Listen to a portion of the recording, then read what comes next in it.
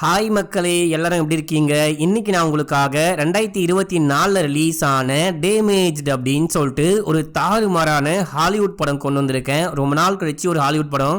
என்னடா திடீர்னு ஹாலிவுட் படம் அப்படின்னு சொல்லிட்டு கேட்டிங்கன்னா, படம் ரொம்பவே நல்லா இருந்துச்சு. கண்டிப்பா உங்களுக்கும் பிடிக்கும் அப்படின்னு தான் கொண்டு வந்திருக்கேன். இந்த படத்துடைய கதை என்ன அப்படின்னு சொல்லிட்டு பார்த்தீங்கன்னா, ஒரு 5-6 வருஷத்துக்கு முன்னாடி ஒரே பேட்டர்ன்ல ஒரு கொலைகாரன் பெண்களையா கொலை பண்ணிட்டே இருக்கான். இப்போ 5 வருஷம் கழிச்சு அதே பேட்டர்ன்ல அதே கொலைகாரன் கொலை பண்றானா இல்ல அதே பேட்டர்னை பார்த்துட்டு வேற ஏதாவது தற்கொலை பைய கொலை பண்ணிட்டு இருக்கானா அப்படின்னு சொல்லிட்டு தெரியல.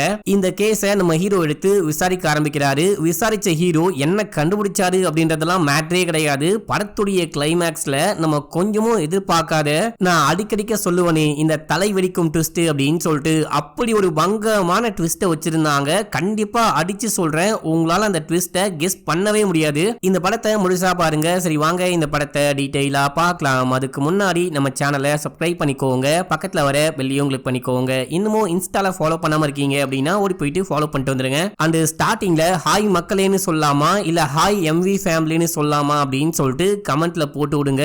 எந்த கமெண்ட் அதிகமா வருதோ அதே மாதிரி நாள்ல இருந்து சொல்றேன். இந்த படத்துடைய ஸ்டார்டிங் சீன்லயே மாயான்னு ஒரு பொண்ணை காமிக்கிறாங்க.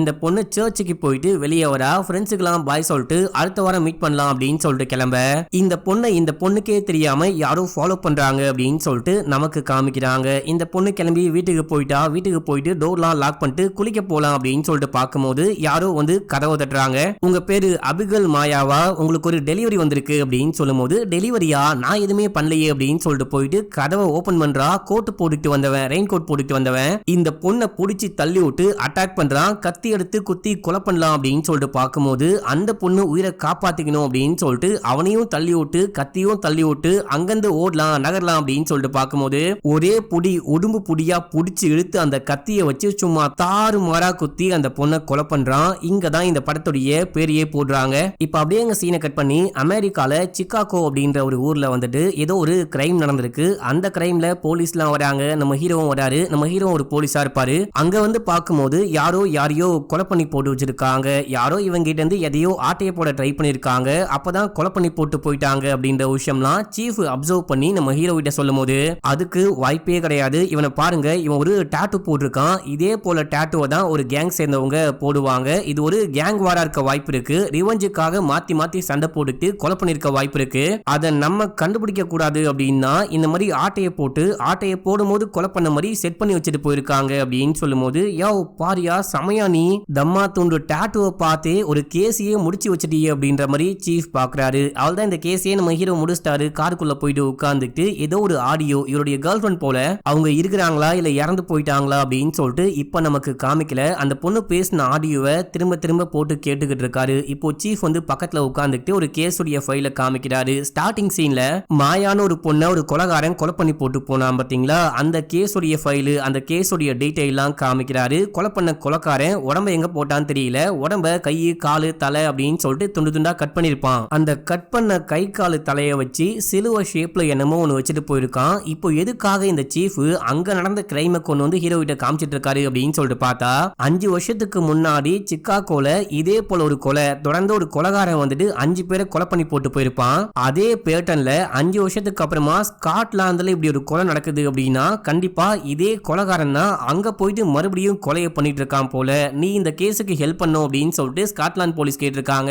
ஏன்னா 5 வருஷத்துக்கு முன்னாடி நம்ம ஹீரோ தான் அந்த கேஸை டீல் பண்ணிருப்பாரு. கொலைகாரனை இது வரைக்கும் அரெஸ்ட் பண்ணல. மேபி கொலைகாரன் இங்க இருந்து கிளம்பி அங்க போயிட்டான் போல. உனக்கு இந்த கொலைகளை பத்தி நிறைய விஷயங்கள் தெரியும் இல்லையா, நீ போயிட்டு அவங்களுக்கு ஹெல்ப் பண்ணு. ஒரே கல்ல 2 மாங்க அப்படின்ற மாதிரி அந்த கொலைகாரனை பிடிச்சா நீ போயிட்டு ஹெல்ப் பண்ண மாதிரியும் ஆச்சு, அந்த கொலைகாரனை பிடிச்ச மாதிரியும் ஆச்சு அப்படின்னு சொல்லும்போது நம்ம ஹீரோ ஓகேன்னு சொல்றாரு. இதே டைம்ல ஸ்காட்லாந்து போலீஸும் கால் பண்ணி நீங்க கொஞ்சம் ஹெல்ப் பண்ண முடியுமா அப்படின்னு சொல்லிட்டு கால் பண்ணியும் கேக்குறாங்க. நான் கண்டிப்பா வரேன் அப்படின்னு சொல்லிட்டு ஹீரோ ஒத்துக்கிட்டாரு. இப்ப அப்படியே எங்க சீனை கட் பண்ணி ஸ்காட்லாந்துல மாயாவுடைய கேஸை விசாரிக்கிற அந்த போலீஸை காமிக்கிறாங்க. இவரை நம்ம போலீஸ் அப்படின்னு கூப்பிட்டுக்கலாம். இவர் வீட்டுல உட்கார்ந்துட்டு 5 வருஷத்துக்கு முன்னாடி சிகாகோல இதே பேட்டர்ன்ல 5 கொலை நடந்துச்சு. அந்த கொலைக்கும் இந்த கொலைக்கும் ஏதாவது கனெக்ஷன் இருக்குமா, அதே கொலைகாரன் தான் இந்த கொலையும் பண்ணிருக்க வாய்ப்பு இருக்கா அப்படின்ற விஷயம்லாம் பார்த்துட்டு இருக்காரு. அவருடைய மனைவியும் அங்கதான் இருக்காங்க. இந்த போலீஸுக்கும் மனைவிக்கும் பெருசா செட் ஆகாது போல, ஏதோ வாய்க்கா தகராறு அப்படின்ற மாதிரி பெருசா கூட பேசிக்க மாட்டாங்க. ஒரு பேச ட்ரை பண்ணா கூட அவங்க மதிக்கவே மாட்டாங்க. இப்ப அப்படியே இவங்க இருந்து கிளம்பி ஸ்டேஷன் போறாரு. நம்ம ஹீரோவும் ஸ்டேஷனுக்கு வந்து சீஃபையும் அதுக்கப்புறம் இந்த போலீஸையும் பார்த்து இன்ட்ரோ ஆகிறாரு. இப்ப அந்த சீஃப் வந்துட்டு பாத்தீங்கன்னா பாத்தீங்கன்னா இந்த கொலையை பத்தி நம்ம ஹீரோக்கு எக்ஸ்பிளைன் பண்ண ஆரம்பிக்கிறாங்க. இறந்து போன பொண்ணுடைய பேரு அபிகல் மாயா. அந்த பொண்ணுக்கு 35 வயசு. அந்த பொண்ணு வந்துட்டு பயங்கரமான கடவுள் நம்பிக்கை உள்ள பொண்ணு. அன்னைக்கு கூட அந்த பொண்ணு வந்துட்டு சர்ச்சுக்கு போயிட்டு வந்ததுக்கு அப்புறம் தான் கொலை செய்யப்பட்டிருக்கா. சஸ்பெக்ட் அப்படின்னு சொல்லிட்டு பார்த்தா பக்கத்து வீட்டுக்காரங்கிட்ட விசாரிக்கும் போது பக்கத்து வீட்டுல ஒரு நபர் இருக்கானா, அந்த நபருக்கும் இந்த பொண்ணுக்கும் இதுக்கு முன்னாடி ஏதோ சண்டை வந்திருக்கு. அந்த சண்டையினால கூட அந்த பக்கத்து வீட்டுக்காரன் கொலை பண்ணிருக்க வாய்ப்பு இருக்கு அப்படின்னு சொல்றாங்களாம். நம்ம அந்த விஷயத்தையும் விசாரிக்கணும். இது மட்டும் இல்லாம கொலைகாரன் ஒரு ஷேப்ல சிலுவை மாதிரி அந்த கை கால் தலையை அடுக்கி வச்சுட்டு போனான் பாத்தீங்களா. உடம்பை இது வரைக்கும் கண்டுபிடிக்க முடியல. கை கால் தலையை அந்த சிலுவை ஷேப்ல அடுக்கி வச்சுட்டு போனத பார்க்கும்போது இந்த கொலைகாரன் ஏதாவது ஒரு குரூப்பை சேர்ந்தவனா இருக்கலாம் அப்படின்னு சொல்றாங்க. ஏன் அப்படி சொல்றாங்க அப்படின்னா இந்த ஊர்ல 3 குரூப் இருக்கான். கடவுளை வந்துட்டு ஃபாலோ பண்ணாதவங்க, கடவுளே கிடையாது அப்படின்னு சொல்றவங்க. இந்த கொலைகாரன் ஒரு ஷேப்ல வந்துட்டு அந்த தலை கை காலை அடிக்க வச்சுட்டு போனான் பாத்தீங்களா. இதை பார்க்கும்போது அவங்களுடைய சிம்பிள் மாதிரியே இருக்கு. இந்த ஆங்கிள்லயும் நம்ம விசாரிக்கணும் அப்படின்னு சொல்லிட்டு இந்த எல்லா விஷயத்தையும் சீஃப் சொல்லி முடிக்கும் போது நம்ம ஹீரோவும் இந்த போலீஸ்காரனும் சேர்ந்துட்டு நம்ம கிரைம் ஸ்பாட்டுக்கு போலாம் அப்படின்னு சொல்லிட்டு கிளம்புறாங்க. போகும்போது கார்ல இந்த போலீஸோடைய மனைவி குழந்தையுடைய போட்டோ இருக்கு. பரவாயில்லையப்பா, ரொம்ப சந்தோஷமான வாழ்க்கை வாழ்ந்துட்டு இருக்க போல. உன் மனைவி என்ன பண்றாங்க, குழந்தை என்ன பண்ணுது அப்படின்னு சொல்லிட்டு கேட்கும் போது எனக்கு குழந்தை இருந்துச்சு, ஆனா ஒரு வருஷத்துக்கு முன்னாடியே குழந்தை இறந்து போச்சு. என் குழந்தை இறந்து போனதுக்கு அப்புறமா எனக்கும் என் பொண்டாட்டிக்கும் பெருசா பேச்சுவார்த்தையே கிடையாது. ஒரே வீட்டுல ஒன்னா இருக்குமே கண்டி ஒன்னா பேசி கூட மாட்டோம் அப்படின்ற மாதிரி புலம்பிட்டு வந்துட்டு இருக்காரு. அவருடைய சோக கதையை சொல்லிட்டு வந்துட்டு இருக்காரு. இப்ப அப்படியே இவங்க கிளம்பி அந்த கிரைம் ஸ்பாட்டுக்கு போயிடுறாங்க. அங்க போயிட்டு நம்ம ஹீரோ ஒரு பக்கம் பாக்குறாரு, அந்த போலீஸ் ஒரு பக்கம் பாக்குறாரு. ஏதாவது கண்டுபிடிக்க முடியுமா அப்படின்னு சொல்லிட்டு பார்க்கும்போது நம்ம ஹீரோ என்ன சொல்றாரு அப்படின்னா 5 வருஷத்துக்கு முன்னாடி என்னுடைய ஊர்ல அந்த கொலைகாரன் கொலை பண்ண அந்த ஸ்பாட்டை பார்க்கும் போதும் இந்த ஸ்பாட்டை பார்க்கும் போதும் எனக்கு ஏதோ வித்தியாசமா தெரியுது. கண்டிப்பா அதே கொலைகாரன் இந்த கொலையை பண்ணிருப்பானா அப்படின்னு சொல்லிட்டு உறுதியா சொல்ல முடியல.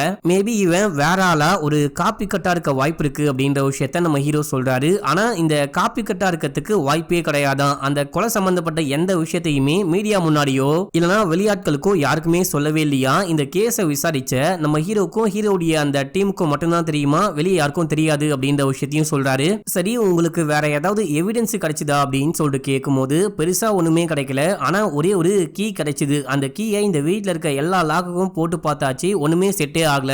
அந்த கீயை செக் பண்ண சொல்லி ஃபாரன்சிக் அமுச்சு வச்சிருக்கோம் அப்படின்னு சொல்லும் போது சரி ஓகே அப்படின்னு சொல்லிட்டு வேற ஏதாவது கிடைக்குமா அப்படின்னு சொல்லிட்டு பாக்குறாரு. இந்த டைம்ல இன்ஸ்பெக்டருக்கு மனைவி கால் பண்றாங்க அப்படின்னு சொல்லிட்டு வெளியே போறாரு. இந்த மாதிரி புதுசா வந்திருக்க போலீஸ் கூட சேர்ந்துட்டு நான் கிரைம் ஸ்பாட்டுக்கு வந்திருக்கேன், இப்போ கொஞ்சம் வேலை இருக்கு, நான் வர கொஞ்சம் லேட் ஆகும், நீ சாப்பிட்டு படுத்துட்டு இல்ல வெளியே போனா கூட போயிட்டு வா அப்படின்னு சொல்லிட்டு போனை கட் பண்றாரு. இப்போ பேசும்போது கூட பெருசா மூஞ்சி கொடுத்து பேச மாட்டாங்க. ஓகேமா அங்க போறியா சாப்பிடு அப்படின்ற மாதிரி ஏதோ பக்கத்து வீட்டுக்காரங்கிட்ட சொல்ற மாதிரி சொல்லிட்டு போனை கட் பண்றாரு. இதே டைம்ல பக்கத்து வீட்டுக்காரன் கார்ல இருந்து இறங்கி வீட்டுக்குள்ள போற விஷயத்த பார்த்துட்டு இவன் மேல டவுட் இருக்கு, இவன் தான் முக்கியமான சஸ்பெக்ட் அப்படின்னு சொல்லிட்டு சீஃப் சொல்லிருப்பாங்க.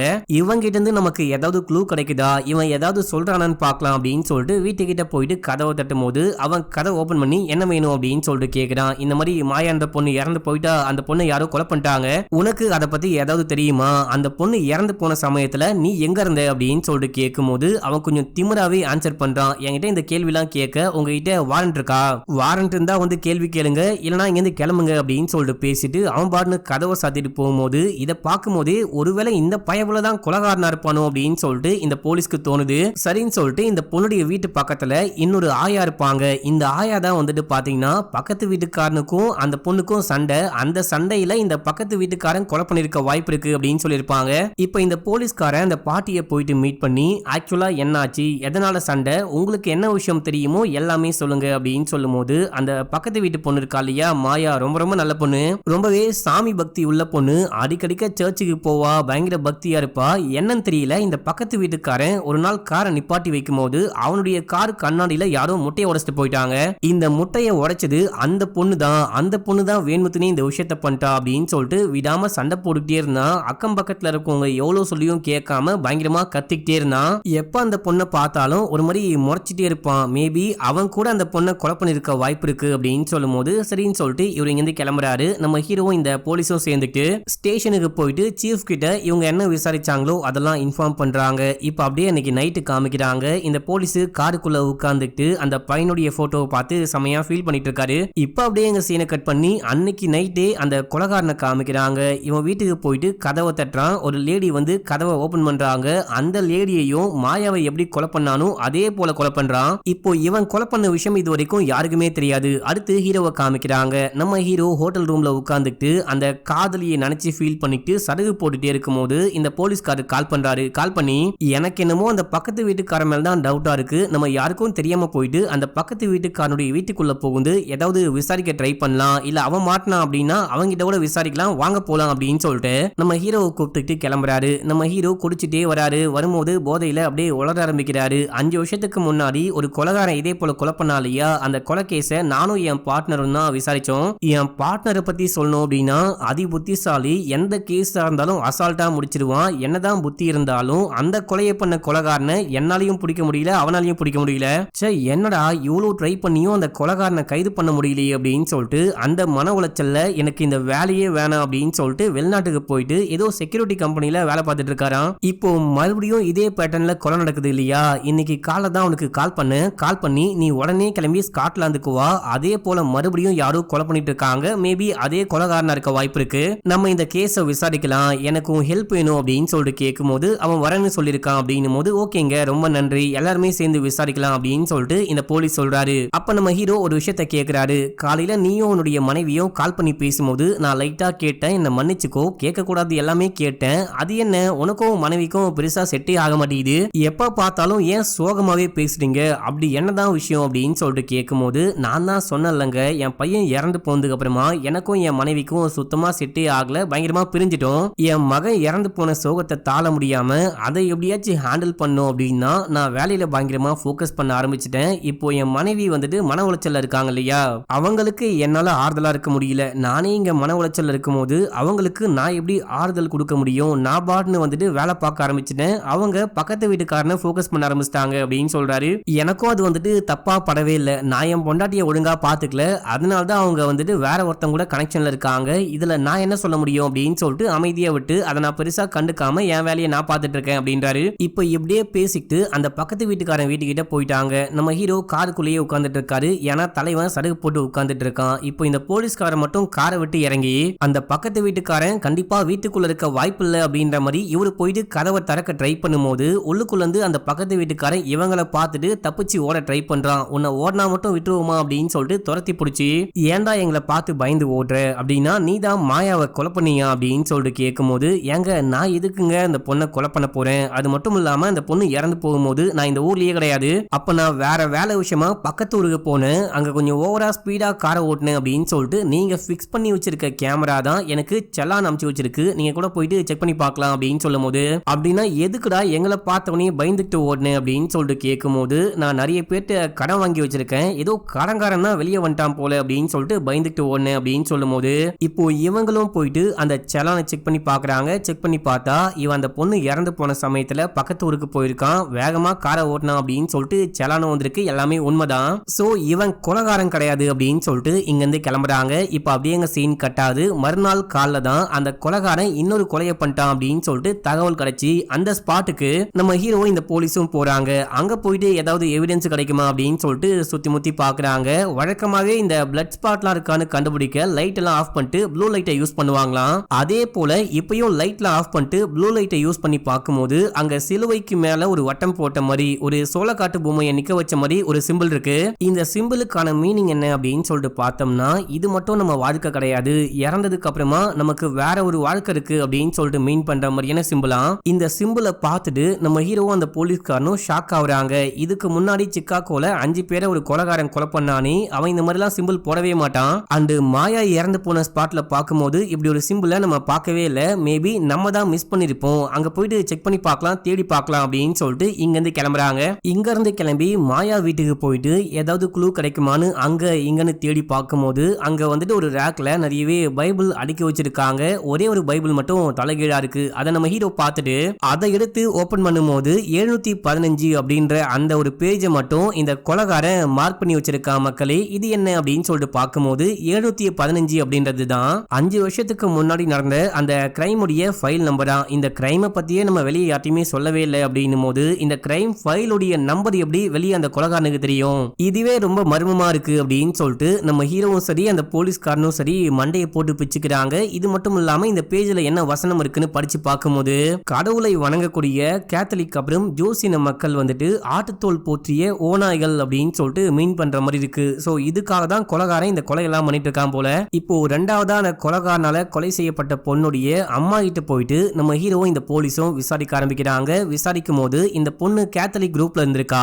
சோ இந்த விஷயத்தை எப்படியோ அந்த கொலைகாரன் தெரிஞ்சுக்கிட்டு அதுக்கப்புறம் தான் கொலை பண்ணிட்டான் போல அப்படின்னு சொல்லிட்டு இவங்க ஒரு முடிவுக்கு வராங்க. உங்க பொண்ணுக்கு யார் கூடயாச்சும் பிரச்சனை இருந்துச்சா, உங்க பொண்ணை வந்துட்டு முன் பகையினால இல்ல ஏதாவது ஒரு காரணத்தினால கொலை பண்ண வாய்ப்பு இருக்கான்னு கேட்கும் போது அந்த மாதிரிலாம் கிடையவே கிடையாது, என் பொண்ணு ஒரு ரொம்ப ரொம்ப நல்ல பொண்ணு, யார்ட்டையும் பெருசா பேசக்கூட மாட்டா, சண்டை கூட போட மாட்டா அப்படின்றாங்க. உங்க பொண்ணுக்கு பாய் ஃப்ரெண்டு கணவன் அந்த மாதிரி யாராவது இருக்காங்களா, அவங்க மேல டவுட் இருக்கான்னு கேட்கும் போது அந்த மாதிரி எனக்கு யார் மேலயும் டவுட் கிடையாது, பாய் ஃப்ரெண்டுன்னு கேட்டீங்கன்னா ஒரு பையன் இருக்கான், ஆனா அவனுக்கும் என் பொண்ணுக்கும் என்ன பிரச்சனை அப்படின்லாம் தெரியல, இப்போ கடைசியா பிரிஞ்சு வாழ்ந்துட்டு இருந்தாங்க, பிரேக்கப் ஆயிடுச்சு அப்படின்னு சொல்லும் போது சரின்னு சொல்லிட்டு இவங்க அப்படியே இங்க இருந்து கிளம்புறாங்க. அடுத்து அந்த போலீஸை மட்டும் ஸ்டேஷன்ல காமிக்கிறாங்க.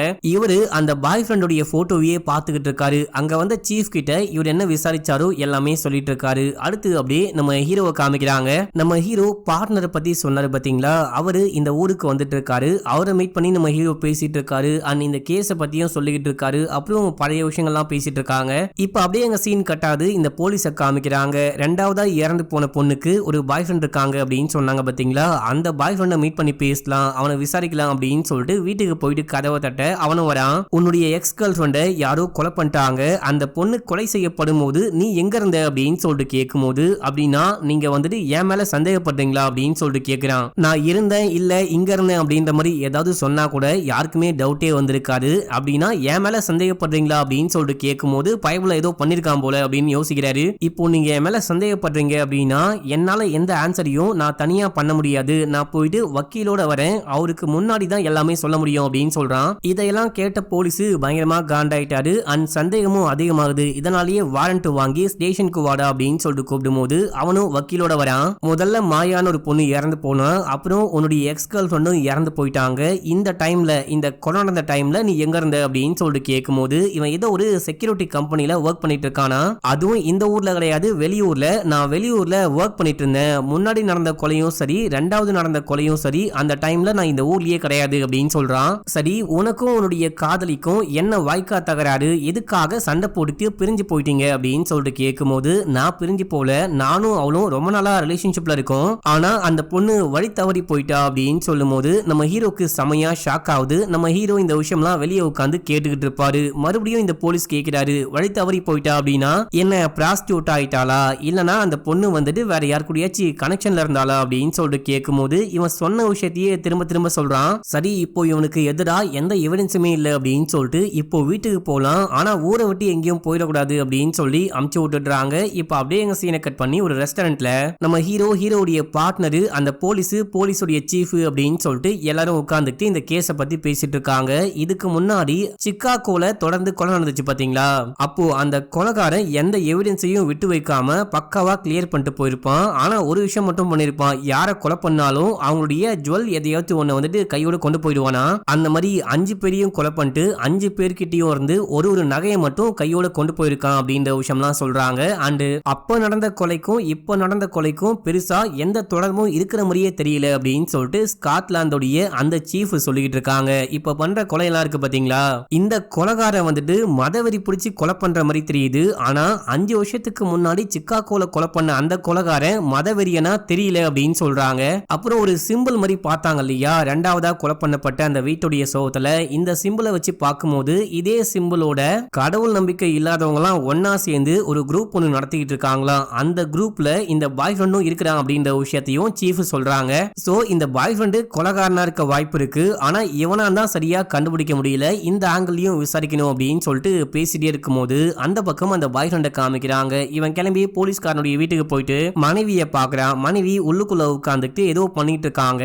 அவங்கள பார்த்து ஒரு கேவலமான வேலையை இந்த பயபுள்ள பண்ணிக்கிட்டு இருக்கான். இத வீடியோவா கூட காட்ட முடியாது, வேணா போட்டோவா காமிக்கிறேன் பாத்துக்கோங்க, அதுக்கு மேல கேவலமா இருக்கும். இப்ப அப்படியே எங்க சீனை கட் பண்ணி இந்த போலீஸை காமிக்கிறாங்க. அந்த பாய் ஃப்ரெண்டு ஒரு குரூப்ல இருக்கான் அப்படின்னு சொல்லிட்டு தெரிய வந்துச்சு பாத்தீங்களா, அந்த குரூப்ல போயிட்டு விசாரிச்சு பார்க்கலாம் அப்படின்னு சொல்லிட்டு இவர் கிளம்புறாரு. இவர் கிளம்பி அங்க போனோனே அந்த குரூப்பை சேர்ந்த எல்லாரும் புதுசா எவனும் நம்ம ஏரியாக்குள்ள நுழைஞ்சிருக்கான் அப்படின்னு சொல்லிட்டு வந்து சுத்து போடுறாங்க. இவர் ஒண்ணுமே கேட்கல, ஜஸ்ட் அந்த பாய் ஃப்ரெண்டோடைய போட்டோவை காமிச்சு இவன் யாருன்னு தெரியுமா, இவனும் உங்க கேங்க சேர்ந்தவனா அப்படின்னு சொல்லிட்டு கேட்கும் போது இவன் கொஞ்ச நாளைக்கு முன்னாடி வரைக்கும் எங்க கேங்ல இருந்தான், ஆனா இப்போ கிடையாது, ஏன்னா அவன் எங்க கேங்குடைய கொள்கையை ஃபாலோ பண்ண மாட்டான், அவன் இஷ்டத்துக்கு எல்லா வேலையும் பண்ணிட்டு இருந்தான் அப்படின்னு சொல்லிட்டு இந்த கேங்கை விட்டு அமுச்சு வச்சிட்டோம், இதுக்கப்புறம் ஒண்ணுமே பேச முடியாது, எங்க எங்க கேங்குள்ள வந்துட்டு போலீஸ்லாம் வரக்கூடாது, கிளம்புங்க அப்படின்னும் போது இவரும் கிளம்பிட்டாரு. இப்போ அப்படியே எங்க சீனை கட் பண்ணி போலீஸ் ஸ்டேஷன்ல காமிக்கிறாங்க. மாயாவுடைய பக்கத்து வீட்டுல ஒரு பாட்டி இருந்தாங்க பாத்தீங்களா, அவங்க ஸ்டேஷனுக்கு வந்து எனக்கு இப்பதான் ஒரு விஷயம் ஞாபகம் வருது. மாயா இறந்து போறதுக்கு 2 நாளைக்கு முன்னாடி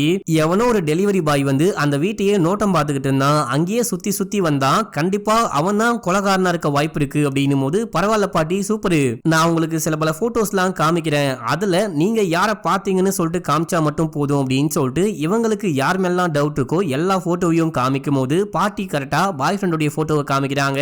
டேய் காஜேந்திரா, அப்படின்னா நீ தான் இந்த வேலையை பாத்தியா அப்படின்னு சொல்லிட்டு உடனே டீமோட கிளம்புறாரு. போயிட்டு அந்த வீட்டை சுத்தி வளைச்சு பயபுலிய கைது பண்ணலான்னு பார்க்கும்போது அவன் அங்கிருந்து தப்பிச்சு ஓடுறான். அப்படியே துரத்தி பிடிச்சிடுறாங்க. பிடிச்சி ஸ்டேஷனுக்கு கூட்டிட்டு வந்து விசாரிக்கலாம் அப்படின்னு சொல்லிட்டு பார்க்கும்போது அங்க வந்த சீஃப் ஏற்கனவே ரொம்ப லேட் ஆயிடுச்சு, இதுக்கப்புறமும் நீங்க உட்கார்ந்து விசாரிச்ச அப்படின்னா இந்த விசாரணை ஒழுங்காவே நடக்காது, நீ ரொம்ப டயர்டா இருக்க, இப்போ கிளம்பி வீட்டுக்கு போ, நாளைக்கு வந்து இன்வெஸ்டிகேஷன் பண்ணலாம் அப்படின்னு சொல்லும் போது அதுவும் சரிதான் அப்படின்னு சொல்லிட்டு கிளம்புறாரு. கிளம்பி வீட்டுக்கு போயிட்டு எங்கடா மனைவி அப்படின்னு சொல்லிட்டு பார்த்தா வீட்லாம் ஓபன்ல இருக்கு, மனைவியை காணோம். ஆமா, நம்ம பறந்து போன பைங்கிலி எங்க இருக்கா அப்படின்னு சொல்லிட்டு அங்க இங்கன்னு தேடி பாக்குறாரு. கூப்பிட்டு போன் பண்ணும்போது போனு ரிங் அடிக்குது, வீட்டுக்குள்ளேயே அடிக்குது, ஒருவேளை வீட்டுக்குள்ள இருக்காளோ அப்படின்னு சொல்லிட்டு பொறுமையா போறாரு. உள்ள போயிட்டு பார்க்கும்போது அங்க ஸ்டோர் ரூம்ல மனைவியோடைய டெட் பாடி இருக்கு. இதுக்கு முன்னாடி இந்த கொலைகாரன் எப்படி கொலையெல்லாம் பண்ணானோ அதே போல நம்ம போலீஸோடைய மனைவியும் கொலை பண்ணி அந்த காலு கை தலைய ஒன்னா வச்சு அந்த சிலுவை ஷேப்ல வச்சுட்டு போயிருக்கான். இத பார்த்தவரு அப்படியே உடஞ்சு போயிட்டாரு. டீமுக்கு தகவல் சொல்லிட்டு அப்படியே வெளியே உட்காந்து பயங்கரமா அழுதுட்டு இருக்காரு,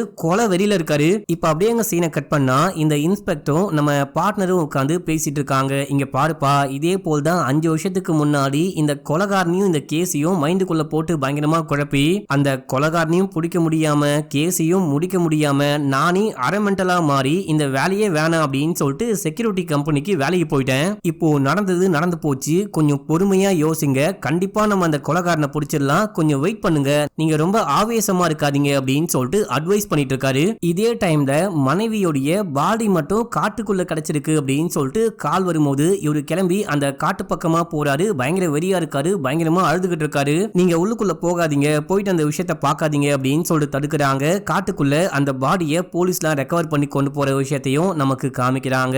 இப்ப அப்படியே எங்க சீன் கட் ஆகுது. போலீஸ் ஸ்டேஷன்ல அந்த பாய் ஃப்ரெண்டை கூப்பிட்டு உட்கார வச்சு சீஃப் விசாரிக்க ஆரம்பிக்கிறாங்க. இதுவரைக்கும் இந்த ஊர்ல கொலை செய்யப்பட்ட 3 பேருடைய போட்டோவையும் காமிச்சு இந்த பெண்களை நீ தான் கொன்னையான்னு கேட்கும் போது இல்ல அப்படின்னு சொல்றான். டே, இந்த 2 பெண்களும் இறந்து போன சமயத்துல நான் இந்த ஊர்லயே கிடையாது, வெளியே அந்த செக்யூரிட்டி கம்பெனில வேலை பார்த்தேன் அப்படின்னு சொன்னேன். ஆனா இந்த பெண்கள் இறந்து போறதுக்கு 4 நாளைக்கு முன்னாடியே உன்னை ஏதோ ஒரு காரணத்துக்காக வேலையை விட்டு அமிச்சிட்டு இருக்காங்க, நீ கிளம்பி இந்த ஊருக்கு தான் வந்திருக்க, இந்த ஊர்ல தான் இருக்க, அப்படி இருக்கும்போது எதுக்காக போய் சொன்னேன்னு கேட்கும்போது நான் இந்த ஊருக்கு வரவே இல்லை, வேலை போனது அப்புறமா அங்க இங்கன்னு சுத்திட்டு பொறுமையா தான் ஊருக்கு வந்தேன், நான் மாட்டிக்கூடாது, என் மேல நீங்க சந்தேகப்படக்கூடாது அப்படின்னா போய் சொன்னேன் அப்படின்னு சொல்றான். இல்ல இப்பயும் நீ போய் தான் சொல்லிக்கிட்டு இருக்க, கண்டிப்பா இந்த பெண்கள் 3 பேரையும் நீ தான் கொலை பண்ண அப்படின்னும் போது இல்ல நான் கொலை பண்ணல அப்படின்னு சொல்றான். சரி ஓகே, நீ எப்பயாச்சும் அமெரிக்கா போயிருக்கியா, அங்கேயும் இதே போல கொலை நடந்திருக்கு, அதை பத்தி உனக்கு தெரியுமா அப்படின்னு சொல்லிட்டு கேட்கும் போது சரியா தெரியல அப்படின்னு சொல்றான். ஆனா நான் நிறைய வாட்டி அமெரிக்கா போயிருக்கேன் அப்படின்னு சொல்லிட்டு இருங்க எனக்கு இப்பதான் ஞாபகத்துக்கு வருது, ஒரு வாட்டி நான் அமெரிக்காக்கு டூர் மாதிரி போனேன், அப்போ பார்ல ஒரு போலீஸை மீட் பண்ணேன், அவர் போலீஸான்னு கன்ஃபார்மா தெரியல, ஆனா அவரு ஒரு கேஸ பத்தி சொன்னாரு, இதே போல ஒரு கொலைகாரன் 5 பேரை கொலை பண்ணிட்டான், அதுவும் இந்த மாதிரி பேட்டர்ன்ல அப்படின்னு சொல்லிட்டு குடிச்சிட்டு உளறிக்கிட்டு இருந்தாரு. அதை கேட்கும் போது எனக்கே கொஞ்சம் ஷாக்கிங்கா இருந்துச்சு அப்படின்னு சொல்லும் போது இதை கேட்டு நம்ம ஹீரோ செமையா ஷாக் ஆகுறாரு. உள்ளுக்குள்ள வந்து கண்டிப்பா உனக்கு எல்லாமே தெரியும், அதாவது நம்ம ஹீரோவுடைய டீம்ல அந்த கேஸை விசாரிச்ச ஏதோ ஒரு போலீஸ் குடிபோதையில இவனை மீட் பண்ணி உளறிட்டு இருக்காங்க, இவன் இந்த ஊருக்கு வந்து இந்த மாதிரி கொலையெல்லாம் பண்ணிட்டு இருக்கான் அப்படின்னு சொல்லிட்டு ஹீரோ நம்புறாரு. நீ போய் சொல்ற, கண்டிப்பா அவன் சொன்னதுக்கு அப்புறமா அவனை மாதிரியே இந்த ஊருக்கு வந்து நீ கொலை பண்ணிட்டு இருக்க, உண்மையை ஒத்துக்கோ அப்படின்னு போது நான் கொலை பண்ணல, நான் ஏன் கொலை பண்ண போறேன், என்ன எவிடன்ஸ்னு கேக்குறான். அந்த வக்கீலும் இவனுக்கு சப்போர்ட்டா பேசிக்கிட்டு இருக்காங்க. இதே டைம்ல ஸ்டேஷனுக்கு இந்த பாய் ஃப்ரெண்டை தேடி போலீஸ் வராரு. வந்தவரு செம கான்ல இருக்காரு, கையில மாட்டினா அப்படின்னா நசுக்கிடுவாரு போல. எங்க இருக்கான் அவன், அவனை நான் போயிட்டு விசாரிக்கிறேன் அப்படின்னு சொல்லும் போது நீங்க உள்ளுக்குள்ள போக கூடாது, இங்கேயே வெயிட் பண்ணுங்க, அவனுக்கு எதிராக நம்ம கிட்ட எந்த எவிடன்ஸும் கிடையாது அப்படின்னு சொல்லிட்டு இவரை புடிச்சு வச்சுக்கிட்டு அவனுக்கு எதிராக எந்த எவிடன்ஸும் இல்ல அப்படின்னு சொல்லிட்டு அவனை வீட்டுக்கு அனுப்பிச்சு விடுறாங்க. இதையெல்லாம் பார்த்து இவர் இன்னமும் வெறுப்பாகிறாரு. வெறுப்பா இருந்த போலீஸ நம்ம ஹீரோ ஒரு பாருக்கு கூட்டிட்டு போயிட்டு இவரு ஒரு கதையை சொல்ல ஆரம்பிக்கிறாரு. உனக்காச்சும் உன்னுடைய பொண்டாட்டியை எவன் கொலை பண்ணா அப்படின்னு சொல்லிட்டு நல்லாவே தெரியுது, கண்ணுக்கு முன்னாடி பாக்குற, ஆனா என் கேர்ள் ஃப்ரெண்டை எவன் கொலை பண்ணா அப்படின்னு சொல்லிட்டு இது வரைக்கும் என்னால கண்டே பிடிக்க முடியல, அவன் யாருன்னு கூட தெரியல, அவன் தப்பிச்சு போயிட்டான் அப்படின்னு சொல்றாரு. யோ என்னையா சொல்ற அப்படின்னு அப்படின்னு சொல்லிட்டு கேட்கும்போது 5 வருஷத்துக்கு முன்னாடி ஒரு சீரியல் கில்லர் 5 பேரை கொலை பண்ணா அப்படின்னு சொல்லிட்டு பார்த்தோம் இல்லையா சிகாகோல. அந்த 5 பேர்ல என்னுடைய காதலியும் ஒண்ணு. என்னுடைய காதலியை கூட அந்த கொலைகாரன் கொலை பண்ணிட்டான். இறந்து போன 5 பேர்ல ஒரு பொண்ணு என் காதலி அப்படின்ற விஷயம் எனக்கும் என்னுடைய பார்ட்னருக்கும் மட்டும்தான் தெரியும். வெளியே யாருக்கும் தெரியவே தெரியாது. இந்த விஷயத்தையே இத்தனை வருஷமா நான் மனசுக்குள்ள போட்டு புழுங்கிட்டு இருக்கேன். வேற என்ன பண்ண முடியும்? இந்த எல்லா விஷயத்தையும் நம்ம கடந்து தான் போகணும் அப்படின்னு சொல்லிட்டு கொஞ்சம் ஆறுதலா பேசிட்டு இருக்காரு. அடுத்து அந்த பாய் ஃப்ரெண்டை காமிக்கிறாங்க. நம்ம எப்படியோ தப்பிச்சிட்டோம், கண்டிப்பா போலீஸால நம்மள பிடிக்க முடியாது அப்படின்னு சொல்லிட்டு ஒரு பாருக்கு போயிட்டு செமையா குடிச்சிட்டு இந்த பாய் ஃப்ரெண்டு வெளியே வரான். அந்த டைம்ல யாரோ இவனுக்கு பின்னாடி வந்து கத்திய வச்சு தாறுமாறா குத்தி இவனை கொலை பண்றாங்க. நம்ம ஹீரோ கெஸ் பண்ணாரு இல்லையா, உண்மையான கொலைகாரன் இவன் கிடையாது. உண்மையான கொலைகாரனை பார்த்துட்டு அந்த கேஸை பத்தி தெரிஞ்சுக்கிட்டு அதே போல இவன் இங்க கொலை பண்ணிட்டு இருக்கான்னு கெஸ் பண்ண மாதிரியே உண்மையான கொலைகாரன் தக்காளி நான் கொலை பண்ணி அங்க பேரு வாங்கி வச்சிருந்தா அந்த பேரை நீ தட்டின்னு போக பாக்குறியான்னு இவனை கொலை பண்ணி போட்டு போறான். இப்ப அப்படியே அங்க சீனை கட் பண்ணி அந்த போலீஸை காமிக்கிறாங்க. இவர் தூங்கிட்டே இருக்கும் போது ஒரு மெசேஜ் வருது. ஆக்சுவலா இந்த பாய் ஃப்ரெண்டை ரிலீஸ் பண்ணி அனுப்பும் போது டிபார்ட்மெண்ட்ல இருந்து ஒரு ஆள் அமைச்சிருப்பாங்க. இவன் எங்கெல்லாம் போறான் எங்கெல்லாம் வரான் அப்படின்னு சொல்லிட்டு ஃபாலோ பண்ணு, தப்பிச்சு போயிட போறான், அந்த நடவடிக்கையை வந்துட்டு ஃபாலோ பண்ணு அப்படின்னு சொல்லியிருப்பாங்க.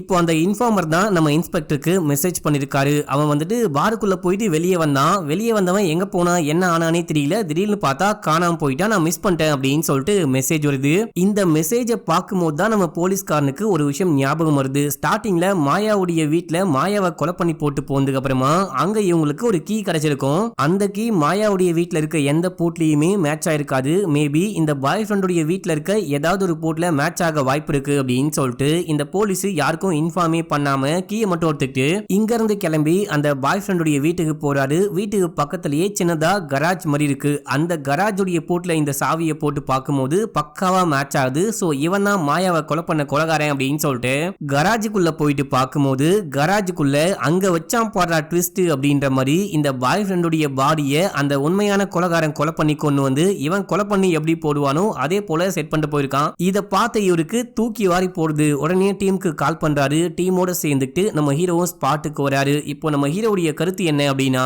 நான் சொன்ன மாதிரியே இவன் ஒரு காப்பிகட் கில்லர், இவன் நம்மள மாதிரியே கொலை பண்றானே, நம்மள மாதிரி கொலை பண்ணி இவன் பேரு வாங்க பாக்குறானே அப்படின்னு சொல்லிட்டு உண்மையான கொலைகாரன் வந்து இவனை கொலை பண்ணிருக்க வாய்ப்பு இருக்கு அப்படின்னு சொல்றாரு. அடுத்து வீட்டையும் உடைச்சு உள்ளுக்குள்ள போயிட்டு ஏதாவது கிடைக்குமா அப்படின்னு சொல்லிட்டு பார்க்கும்போது வீட்டுக்குள்ள இந்த 2 பெண்களையும் ஸ்டார்டிங்ல மாயாவை கொலை பண்ணிருப்பான், அப்புறம் ஒரு பொண்ணை கொலை பண்ணிருப்பான். 2 பொண்ணுங்களுடைய போட்டோ, அதுக்கப்புறம் அந்த பொண்ணுங்க எங்க போவாங்க எங்க வருவாங்க அப்படின்னு சொல்லிட்டு எல்லா விஷயத்தையும் ஃபாலோ பண்ணிருக்கான். பயபுள்ள இவன் தான் கொலை பண்ணிருக்கான், பக்காவா பிளான் பண்ணி கொலை பண்ணிருக்கான் அப்படின்ற விஷயம்லாம் புரியுது. ஆனா இவங்களுக்கு புரியாத விஷயம் என்ன அப்படின்னா, போலீஸ்காரனுடைய பொண்டாட்டிய இந்த கொலைகாரன் கொலை பண்ணல. ஏன்னா கொலை பண்ணிருந்தான் அப்படின்னா இங்க கண்டிப்பா போட்டோ வந்திருக்கும், ஃபாலோ பண்ணதுக்கான ஏதாவது இருந்திருக்கும். சோ அப்படின்னா என்னுடைய பொண்டாட்டிய இவன் கொலை பண்ணல, இவன் கொலை பண்ணல அப்படின்னா அந்த உண்மையான கொலைகாரன் தான் கொலை பண்ணானா அப்படின்னு சொல்லிட்டு கேட்கும்போது அது எனக்கு சரியா தெரியல அப்படின்னு சொல்லிட்டு ஹீரோ சொல்றாரு. இப்ப இந்த வீடு முழுக்க தேடும் போது கிழிஞ்சு போன ஒரு பேப்பர் கிடைக்குது. அந்த பேப்பர்ல நோன்ஸ் ஆஃப் லண்டன் அப்படின்னு சொல்லிட்டு போட்டிருக்கு. ஆனா அது என்ன அப்படின்னு சொல்லிட்டு இவங்களுக்கு ஃபுல்லா தெரியல, ஏன்னா கிழிஞ்சு போயிருக்கு இல்லையா. இப்ப அப்படியே எங்க சீனை கட் பண்ணி நம்ம ஹீரோவை காமிக்கிறாங்க. நம்ம ஹீரோ ஹோட்டல் ரூம்ல உட்கார்ந்துட்டு இந்த பாய் ஃப்ரெண்டு ஏதோ ஒரு செக்யூரிட்டி கம்பெனில வேலை பார்த்தேன்னு சொன்னானே, அது எந்த கம்பெனியா இருக்கும் அப்படின்னு சொல்லிட்டு கூகுள்ல சர்ச் பண்றாரு. அப்படி சர்ச் பண்ணும்போது நிறையவே போட்டோ வருது. அதுல ஒரு போட்டோல பாத்தீங்கன்னா ஒரு பார்ட்டி நடக்குது. அந்த பார்ட்டில நம்ம ஹீரோவுடைய பார்ட்னரும் அதுக்கப்புறம் இந்த பாய் ஃப்ரெண்டும் இருக்காங்க.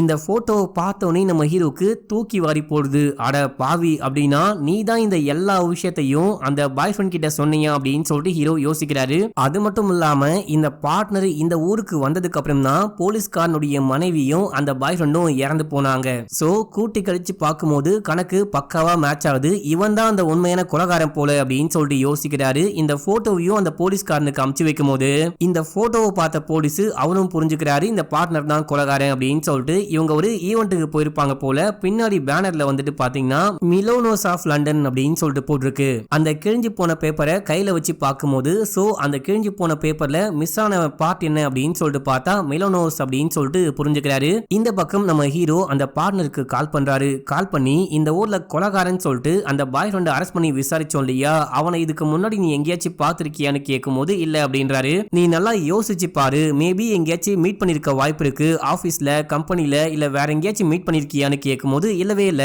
நீ இப்போ எங்க இருக்க, ஹோட்டல்ல தானே, இப்போ நானே உன்னை பார்க்க தான் வந்துகிட்டு இருக்கேன், எதுவா இருந்தாலும் நேர்ல மீட் பண்ணி பேசிக்கலாம் அப்படின்னு சொல்லிட்டு போனை கட் பண்ணிட்டு நேரா அங்க ஹீரோவை பார்க்க வராரு. இப்போ நம்ம ஹீரோ நேராவே நிக்க வச்சு கேக்குறாரு. கேக்குறாரு. நீ அவனை இதுக்கு முன்னாடி பாத்திருக்கியா, நல்லா யோசிச்சு பாரு அப்படின்னும் போது கிடையவே கிடையாது, அவனை பார்த்த மாதிரி ஞாபகமே இல்லை அப்படின்னு சொல்லும் போது அங்க லேப்டாப்ல இந்த போட்டோ இருக்கும். இந்த போட்டோவை பார்ட்னர் பார்த்துட்டு இந்த போட்டோவை பார்த்துட்டு தான் கேக்குறியா, எனக்கே சரியா ஞாபகம் இல்ல, நாங்க மீட் பண்ணமா அப்படின்னு சொல்லிட்டு எனக்கே ஞாபகம் இல்லை அப்படின்னு சொல்லும் போது இப்ப அந்த போலீஸ் கிளம்பி இங்க தான் வந்துகிட்டு இருக்காரு. கார்ல வரும்போது நம்ம ஹீரோக்கு விடாம கால் பண்றாரு. இப்ப நம்ம ஹீரோ போன் அட்டென்ட் பண்ணும்போது இங்க பாரு, அவன் கண்டிப்பா உன்னை மீட் பண்ண வர வாய்ப்பு இருக்கு, நீ சேஃபா இரு, அவசரப்பட்டு எதுவுமே பண்ணாத, எந்த உண்மையும் சொல்லாத, இப்ப நாங்க தான் வந்துகிட்டு இருக்கேன், வந்தவனே நம்ம ரெண்டு பேரும் சேர்ந்து பாத்துக்கலாம் அப்படின்னு சொல்லும் போது ஓகேன்னு சொல்லிட்டு போனை கட் பண்றாரு. இப்ப நம்ம ஹீரோ மறுபடியும் கேக்குறாரு, நீ உண்மையிலேயே அவனை மீட் பண்ணது இல்லையா அப்படின்னு சொல்லிட்டு கேட்கும் போது அம்மா சத்தியமா சொல்றேன், நான் இது வரைக்கும் அவனை மீட் பண்ணதே கிடையாது அப்படின்னு சொல்லும் போது இப்ப நம்ம ஹீரோ பேசிக்கிட்டே போயிட்டு அங்க மறைச்சு வச்சிருந்த ஒரு பாக்ஸை வெளியெடுக்கிறாரு.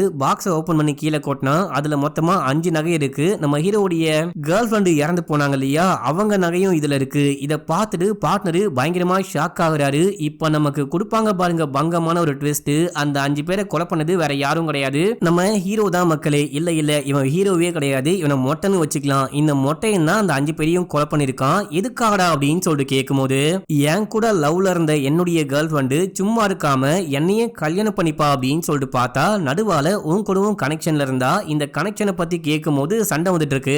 அந்த சண்டையில புடிச்சு தள்ளி விடும் போது நகை வந்துட்டு கையில மாட்டிக்கிட்டு இருக்கு, அவங்க கீழே விழுந்து இறந்து போயிட்டு இருக்காங்க. இந்த விஷயம் வெளியே தெரிஞ்சா நமக்கு தான் அவமானம் அசிங்கம் அப்படின்னு சொல்லிட்டு இத ஒரு கொலைகாரன், ஒரு சீரியல் கொலைகாரன் பண்ற மாதிரி அந்த பொண்ணுடைய கை கால் தலை அப்படின்னு சொல்லிட்டு துண்டு துண்டா கட் பண்ணிருக்காரு. இது மட்டும் இல்லாம மத்த 4 பேரை ஏன்டா கொலை பண்ணாரு அப்படின்னு சொல்லிட்டு கேட்டீங்கன்னா மத்த 4 பேருமே இந்த காதலுக்கு ஹெல்ப் பண்ணிருப்பாங்க.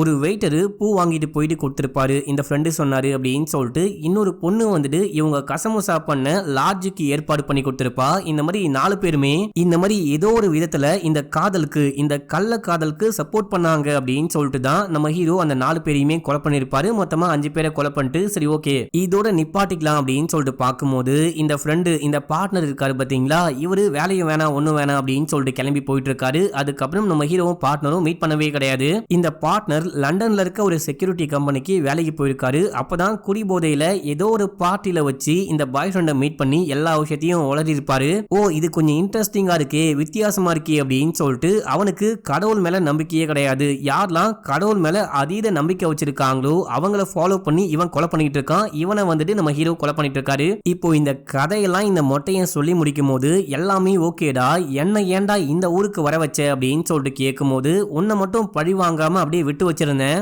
இப்போ உன்னையும் பழி வாங்க வேண்டிய நேரம்டா அப்படின்னு சொல்லிட்டு இவனையும் ஷூட் பண்ணி கொலை பண்ணிட்டு சைலண்டா அங்கிருந்து தப்பிச்சு ஓடி போயிடலாம் அப்படின்னு சொல்லிட்டு பார்க்கும்போது நம்ம போலீஸ் இந்த ஸ்பாட்டுக்கு வராரு. வந்து பார்க்கும்போது பார்ட்னர் இறந்து கிடக்குறாரு. சுத்தி முத்தி பார்த்தா அந்த கொலை செய்யப்பட்டவங்க கிட்ட இருந்து காணாம போன எல்லா நகைகளும் இருக்கு.